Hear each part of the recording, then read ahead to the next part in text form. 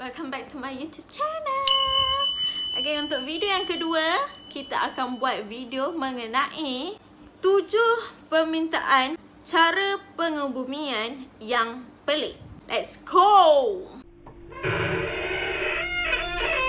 Gordon Cooper adalah seorang juruterbang tentera udara Amerika Syarikat dan angkasawan dengan masa penerbangan melebihi 7,000 jam.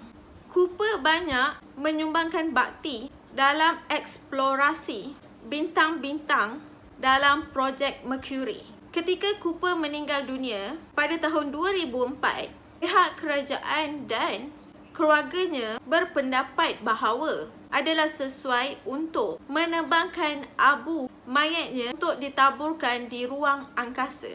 Namun, ia bukanlah satu tugasan yang mudah. Misi menghantar abu mayat bersama beberapa abu mayat orang lain dilakukan pada tahun 2007 tetapi menemui kegagalan. Misi sekali lagi diteruskan pada berikutnya tetapi gagal juga apabila roket yang membawa abu mayat tersebut mengalami kerosakan.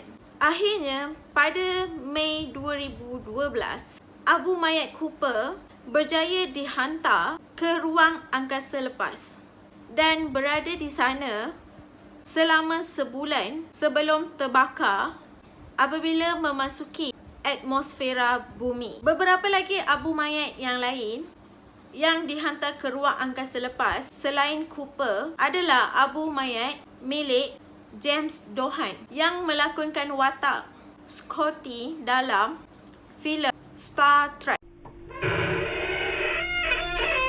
Robert the Bruce adalah Raja Scotland yang memerintah dari tahun 1306 hingga 1329. Dia berjaya memimpin rakyat dia dalam memenangi Perang Pertama Kemerdekaan Scotland. Semasa beliau sedang nazar, raja itu meluahkan rasa kecewa dia kerana tidak dapat menyertai Perang Salib di Baitul Muqaddis. Dia akhirnya meminta rakan dia, Sir James Douglas, untuk membawa jantung beliau bersama di dalam perang, bersama di dalam sebuah peti perak ke medan Perang Salib. Namun, jantung Bruce tidak berjaya sampai di Baitul Muqaddis. Semasa pertempuran tiba, Douglas melemparkan jantung Bruce ke dalam pertempuran yang sedang berlangsung sambil berteriak, "Anda pergi dahulu," seperti yang anda lakukan dalam semua peperangan. Sir James Douglas akhirnya terkorban dalam pertempuran tiba dan jantung Raja Bruce dibawa pulang oleh orang lain ke Scotland dan dikebumikan di Melrose Abbey. Ketika dalam perjalanan ke Taman Negara Joshua Tree di California, Parson telah meninggal dunia akibat lebihan dos penyalahgunaan morfin. Penyanyi yang berusia 26 tahun pernah memberitahu rakan dia untuk mengebumikan mayat dia di sekitar Taman Negara itu sekiranya meninggal dunia. Namun, terdapat sedikit masalah kerana mayat penyanyi tersebut akan diterbangkan ke New Orleans untuk pengebumian rasmi oleh ahli keluarga dia. Demi memenuhi hasrat, terakhir rakan mereka, Hoffman dan Martin, menyamar sebagai pekerja rumah pengebumian dan mencuri mayat rakan mereka dari lapangan terbang antarabangsa Los Angeles. Mereka kemudian membawa keranda rakan mereka ke Taman Negara Joshua Tree dan menuangkan 19 liter minyak petrol di dalamnya untuk tujuan pembakaran.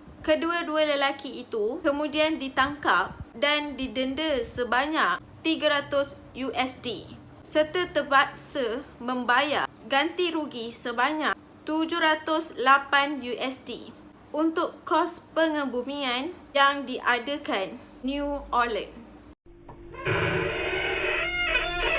Watak-watak yang dilukis dalam buku komik biasanya akan mati, tetapi sering dihidupkan semula. Sayangnya, perkara yang sama tidak berlaku kepada mereka yang mencipta watak-watak itu. Itulah yang terjadi pada penulis Mark Greenwald yang terkenal dengan karya tulisannya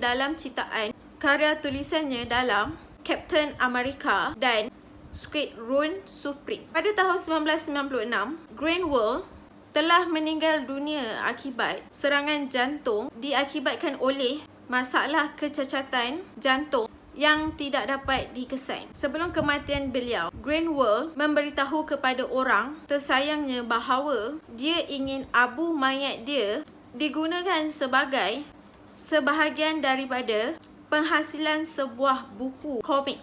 Demi menunaikan hasrat si mati, abu mayatnya telah dicampurkan ke dalam dakwat yang digunakan dalam pencetakan pertama edisi paperback si Squadron.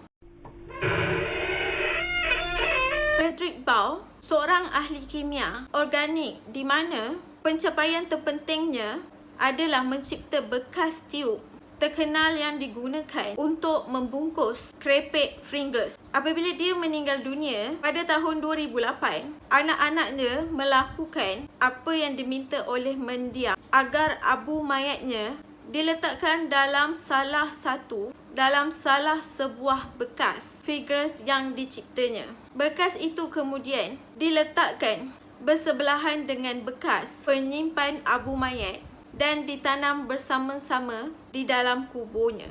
So, korang itulah 7 permintaan yang pelik yang orang-orang minta pada orang yang masih hidup untuk buatkan mayat ditanam macam mana. Okay, so bagi korang siapa yang paling pelik sekali? So, korang janganlah buat permintaan yang pelik-pelik sebab akan menyusahkan kita yang hidup ni. Tengok yang macam nak tanam dekat taman negara tu sampai kawan dia kena denda, kena tangkap semua sebab nak tunaikan hasrat si mati. So kita janganlah minta untuk tanam mayat kita dengan cara yang pelik-pelik ya. So korang harap korang enjoy video kali ni. So terima kasih sebab tengok video YouTube Comel. Okay, jangan lupa like, share, comment and subscribe guys untuk support video-video konten-konten daripada Comel. So kita akan share lagi banyak lagi cerita lepas ni. So kita jumpa lagi next time. Bye bye.